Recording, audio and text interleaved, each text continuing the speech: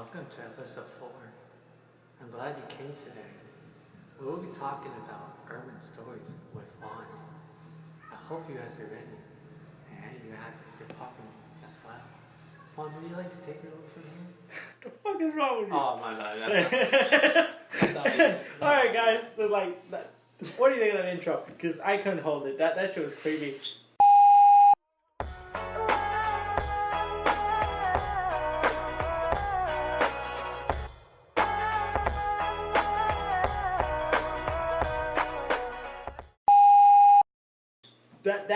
That's nightmare stuff. Like, I don't want to fall asleep near this dude. Like, ugh.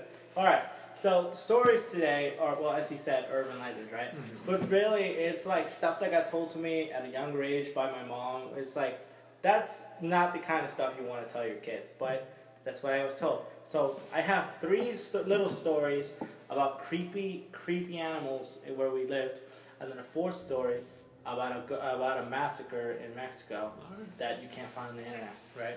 Not on the internet? Yeah, I scoured. I couldn't find that. It's okay. Weird, right? Okay. Yeah, that's what makes me wonder. It's let's get okay.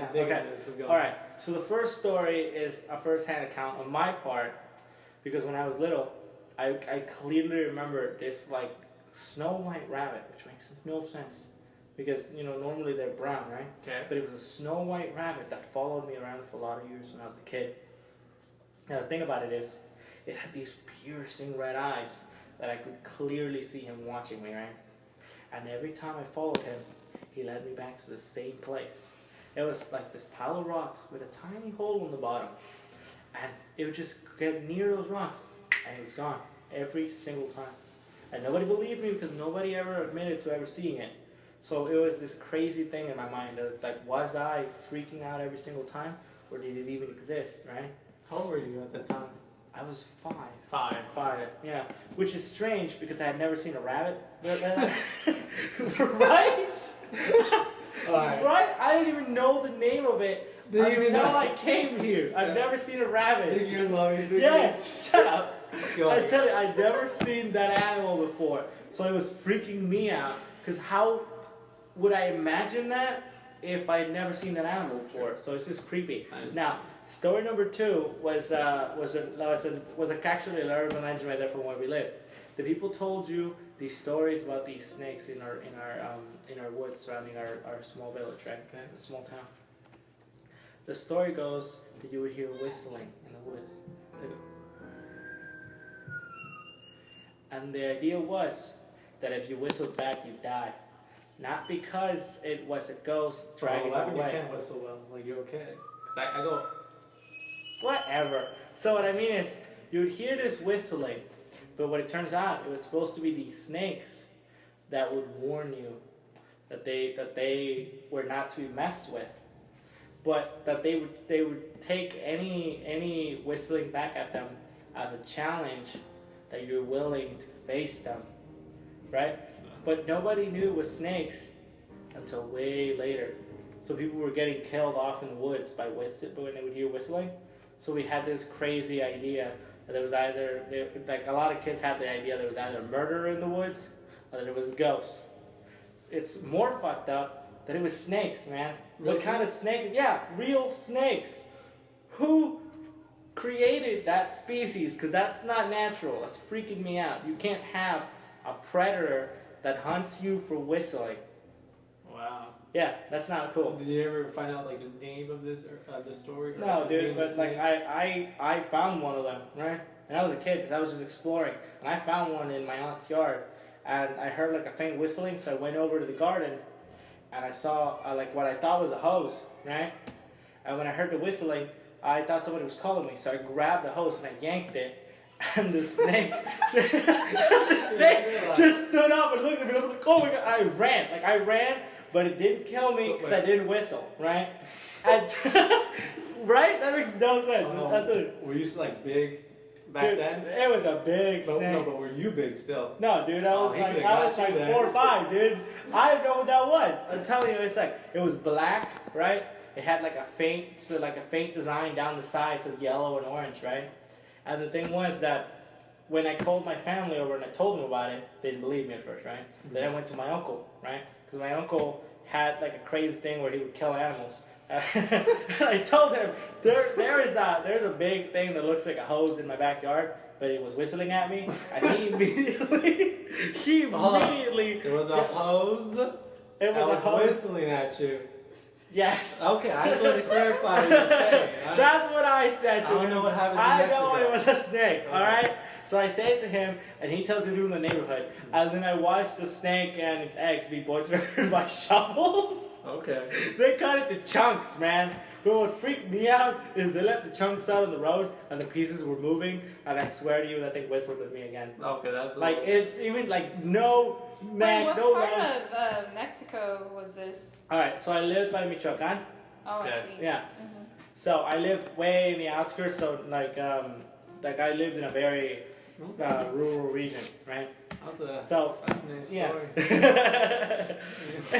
it's not so much urban legends as some crazy stuff, right? It's like an urban legend that's true I guess. on your point of view. Yeah, I'm telling you, it's like that was some creepy stuff. Like that was weird. Now, number 3 is a story that's constantly told to me by my brothers, Okay. where they would wander the woods and they'd hunt animals and they'd go fishing, right? But they told me about this hole they found, like this deep, pitch black hole by a river. And in it, at the bottom, you could see water. And what they would do is they would try to fish down there, and they would get things. But the problem was they could never pull it out. And one day, one of my brothers actually managed to pull something out. Mm-hmm. It was a pitch black looking fish. It was made mostly of bones. It almost looked as though it had no meat on it. Yeah, it had. Did you eat it? No, we didn't eat it. Because what happened was, as he was pulling it out, when they got it almost right by them, it tore the hook to pieces and fell back in the water. And that is not something you want to go near again. They told me about fishing there, and that every time the hook would come out mangled and ruined, right? And I'm talking, we made hooks out of nails, like industrial nails. We would bend them into hooks, and they would shred them. They would tear that kind of strong steel to nothing. I wonder what could be down there actually causing that problem to I don't know, destroy man. those nails. Yeah, I don't know. Do you ever think of going back as the age? You know, you see, maybe you take a camera or take some other people with you. No, that is Go catch interesting. a rabbit, Yeah. maybe. Hey, future road trip. Oh, Yeah, right? No, that's interesting. Because my idea was they're mutated because near that river is a slaughterhouse. They're constantly dumping animal guts and organs into the river. So it's dragging livers, intestines, and that's what the stuff in that river eats. you know what could occur? Mm-hmm. Depending, most likely, they've given them hormones, right? Yeah. So due to it's in their guts still, right? A Yeah. fish eats that. Could occur, a certain way of evolution, but not a good evolution. Yeah. You know what I'm saying? So yeah, like the fish. Yeah, it deformed. could be that it deformed and the bone structure grew big and So- overcame the majority of what was once meat. Mm-hmm. So that could be it. Because after all, if it's a hole down there, then that means all the guts would eventually end up down there, True. and that's what sustained them. But anyway, now this is an actual story that my mother told me as a kid. Okay. Right? She would tell me about bodies she'd find down by creeks and the riverbeds. It's like she told me there was at one point a war in Mexico where rebels were going around executing all the religious men, every priest, every nun. They were all getting killed. Mm-hmm. And anybody who tried to hold things like funerals were also killed, right? So the people began to have secret funerals down by the riverbeds where they would dig shallow graves and dump the bodies in. And they would bury them over. And what began to happen is there was a lot of stories going around that people who were being buried down by the rivers could be found walking around late at night, early in the morning. And she told me that she'd wander those riverbeds and that she'd see people who she buried, that they were there, that they would wave at her and that they'd say hello. And that freaked me the fuck out. Yeah, that's... Like, are you kidding me? Is this the Mexican ghost war you were talking Yeah. about? My mom was telling me that like all the priests, all the nuns were all being killed. Anybody who tried to bury a relative was also killed. So there was the whole idea was that the rebels were trying to eliminate any religious aspects from the government. And the way they did that was by trying to get rid of the religious stranglehold over smaller villages, towns. So she told me that the people were getting buried all over, in the woods, in the streets, in the riverbeds, in the rivers, the creeks, by people's houses, in people's houses. And so she told me that you could see them and hear them walking around, talking to you, even though they were dead, that they've been dead. So would you consider this more of a genocide or more of a war? I would say it was more of a genocide. You know, the people, the people going around killing the religious men, they wouldn't go around killing. They wouldn't be able to defend themselves. That would be a big thing. But what's really strange is she swears to me that it happened. She deeply she has like a haunted look in her when she tells me about it. But I looked for it and I couldn't find a single thing about it. So you try to go down there as well? Yeah, I'm telling you, it's like I went down this crazy path trying to find any connection to anything like that. So my question is towards you, what time did you go? Was it dark? Was it night? Was it day? What time did you go? Go where? Like To Creek. I wouldn't go check out ghosts. I was trying to find people who were getting killed. Alright. It's like, no, man, I'm scared of ghosts. Well, so next time. No, I'm You should go telling at you. nighttime and see, No, check it out. no, And no, my no. question, anyone that got buried Future over episode. there, anyone that got buried there, did you know them personally? I wasn't born then, man. So that's See, that I'm telling you, it's like she swears to me that those stuff happened. She tells me she tells me where they lived, who the people were, how the people saw them and everything. It's like she freaked me out, man, because the idea of the very people you put in a grave, that the fact that you didn't bury them deep enough, that they're coming up and they're walking around, that's not cool. That's just messed up. And they were all killed because they were religious figures or they did something religious. Yeah. Oh my So gosh. it was priests, it was nuns, it was anybody who wanted to bury a relative. Everybody was getting put in a grave, not And even a foot You underground. can't find this in Google. Yeah, couldn't So find you a tried single thing multiple about it. times? Yeah, man. What? I even asked history teachers. I asked a lot well, of people. American History. No, I'm talking like teachers who showed an interest in Mexico. Like a lot of teachers who teach you about Mexico. I asked them about it, and they told me there was a lot of events like that took place that were never recorded. Of course. Wow. They wouldn't record something that shady. Yeah, but that's just fucked up. It's like how can dozens die and nobody, especially priests and nuns, and nobody talks about it. Nobody says anything. It's easier to do in third world countries, you know. Yeah. It's if you can control the media, control everything, because like you know, if someone has a laptop, if they're going something harsh, they write down, they can send it to the web. Yeah. The best thing what people can do, write a diary. But if you work all day, do you think you got time to write a diary? You know, Latino people, Hispanic people, you know, some people do write a diary, Yeah. but most of the time you're working. That's not the most important thing on your mind. Recording your history.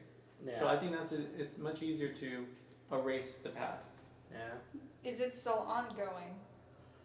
From what I know, it shouldn't be. You know, my mom told me that.